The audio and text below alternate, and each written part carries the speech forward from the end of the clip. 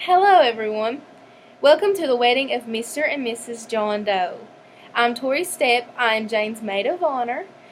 We've been best friends since preschool. I could tell you a million stories about the two of us, but since today's her special day, I'll just tell you some stories about her and her husband. John and Jane met in middle school.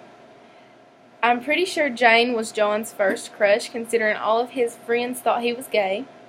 And John was Jane's first kiss, and she's been in love with him ever since.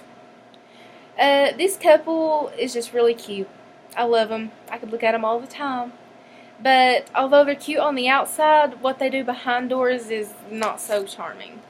Their relationship is a lot of things, but if I had to simplify it, I would say it's embarrassing, chaotic, and sweet. Most relationships have embarrassing moments, but theirs is embarrassing because the first time Jane farted in front of John is whenever he hugged her a little too tight, and she said it stunk. That's pretty embarrassing. And there's also the time they were making out, TMI, and John sneezed and got snot all in Jane's mouth. And that's a real good way to kill the mood, John. And then let's not forget about whenever Jane got a visit from Aunt Flo, and John brought her 10 boxes of fudge rounds, and she ate them all right in front of him. And I'm pretty sure it was like in less than 2 hours. No shame, huh, Jane? Their relationship is chaotic because they're crazy. I mean, who thinks getting naked will get you what you want? John. Jane only gave in a couple hundred times. I'm serious. When Jane's in a bad mood, John will flash her, and it kind of makes her laugh, I guess. Speaking of no shame, John seems to think it's okay to dance in his underwear. Only his underwear. Just for Jane's entertainment. Jane tells me everything, John.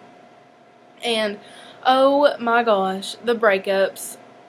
They have to be what makes this relationship the most chaotic. It seems like they broke up every day over something more stupid than the day before. There was this one time whenever John got jealous over Jane talking to his dog. And then another time whenever Jane forgot John's birthday. And then there's nothing worse than the time whenever John touched Jane's arm instead of her shoulder. And she freaked out for God knows what and broke up with him for like 2 hours. But they got back together. She's crazy. So you're in for it, John. But above all that, their relationship is sweet, and they're sweet to each other, like how he got down on one knee to ask her to prom, and how he randomly picks flowers for her, and they always write love notes to each other like every week. But the sweetest thing to ever happen is when John asked Jane to spend the rest of her life with him. I'll never forget it. Everyone knows Jane loves elephants. And we were having a homecoming party for her. She was studying abroad in Greece, and we were having it in the park nearby. And she was very upset because she hadn't heard from John, and he was nowhere to be found. And nobody had heard from him all day long. And suddenly, a big elephant walks through the park, and is holding a sign that says, "Welcome home, Jane." And she's crying already because I guess she missed him. And then he jumps off the elephant and throws down the sign and gets down on one knee and says something too quiet. I'm pretty sure it was just something like, "Oh, I love you. Marry me." And so she said yes.